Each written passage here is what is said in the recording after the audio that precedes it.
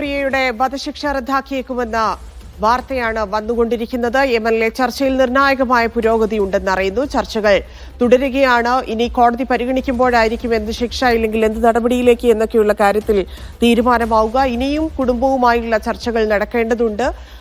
ഇപ്പോൾ അവിടുത്തെ പ്രതിനിധികളും സർക്കാർ പ്രതിനിധികളും ഒക്കെ ആയിട്ടുള്ള ചർച്ചകളായിരുന്നു നടന്നിരുന്നത്. ആ ചർച്ചയിലാണ് ഇപ്പോൾ ഉണ്ടായിരിക്കുന്ന പുരോഗതി എന്ന് കാന്തപുരത്തിന്റെ ഓഫീസ് ഉൾപ്പെടെ അത് വ്യക്തമാക്കുന്നുണ്ട്.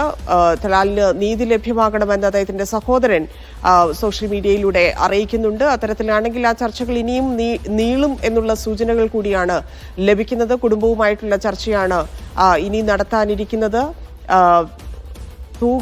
കൊല്ലുക ഇല്ലെങ്കിൽ വധശിക്ഷ എന്നതിലേക്ക് കടക്കുമോ ഇല്ലെങ്കിൽ അതിലൊരു ആശ്വാസത്തിലേക്ക് കാര്യങ്ങൾ എത്തുമോ എന്നുള്ളതാണ് ഇനി അറിയേണ്ടത്. മുഹമ്മദ് അസ്ലം ചേരുന്നുണ്ട്. അസ്ലം, വധശിക്ഷ റദ്ദാക്കിയേക്കുമോ എന്നുള്ളതിലാണ് ഇപ്പോൾ നടന്നിരിക്കുന്നതിൽ പുരോഗതി ഉണ്ട് എന്നറിയുമ്പോൾ അത് മാറി മറ്റ് നടപടികളിലേക്ക് ഇല്ലെങ്കിൽ ശിക്ഷകളിലേക്ക് കടക്കാനുള്ള സാധ്യതയാണോ? അങ്ങനെയെങ്കിൽ ഏതു തരത്തിലായിരിക്കും നിമിഷപ്രിയയ്ക്ക് ഉണ്ടാവുന്ന ശിക്ഷ കോടതിയുടെ ഭാഗത്തു നിന്ന്? യമനിലെ തലസ്ഥാനമായ സനയിൽ നടത്തിയ ചർച്ചകളിൽ നേരത്തെ നടത്തിക്കൊണ്ടിരിക്കുന്ന മധ്യസ്ഥ ചർച്ചകൾക്ക് നേതൃത്വം കൊടുക്കുന്ന ഉമർ ഹഫീദിന്റെ നേതൃത്വത്തിൽ ഉള്ള ഒരു സംഘം ചർച്ചകൾ ഈ തലാലിന്റെ കുടുംബവുമായി ചർച്ചകൾ നടത്തുമ്പോൾ തന്നെ അതിൽ സർക്കാർ പ്രതിനിധികൾ കൂടി പങ്കെടുത്ത ഒരു ചർച്ചയിലാണ് ഒരു നിർണായകമായ ഒരു ഘട്ടത്തിലേക്ക് എത്തിയത്. അതായത് വധശിക്ഷ വിധിച്ചിരിക്കുന്ന നിമിഷപ്രിയയ്ക്ക് മാപ്പ് നൽകുന്ന കാര്യത്തിൽ തലാലിന്റെ കുടുംബം, കൊല്ലപ്പെട്ട യമനി യുവാവ് തലാലിന്റെ കുടുംബം ഒരു ധാരണയിലെത്തി എന്നതാണ് നമുക്ക് മധ്യസ്ഥരിൽ നിന്ന് ലഭിക്കുന്ന വിവരം. അക്കാര്യം യമനി സർക്കാരിനെയും മറ്റൊക്കെ അറിയിച്ചതുവഴി താൽക്കാലികമായി നീട്ടിവെക്കുന്നതിലേക്ക് വന്നിരിക്കുന്നു. ബാക്കിയെല്ലാം കോടതിയിലേക്ക് രേഖാപരമായി ഇവരുടെ മാപ്പ് നൽകൽ പ്രക്രിയ പൂർത്തിയാകുന്ന മുറയ്ക്ക് ആകൂ എന്നുള്ളതാണ്. ഇതുവരെയുള്ള ചർച്ചകൾ എന്ന് പറഞ്ഞ ചർച്ചകൾ നടത്തുമ്പോൾ പോലും അദ്ദേഹം അത് ഞങ്ങൾ മാപ്പ് നൽകില്ല എന്ന് കൃത്യമായി തന്നെ പ്രതികരിക്കുമായിരുന്നു.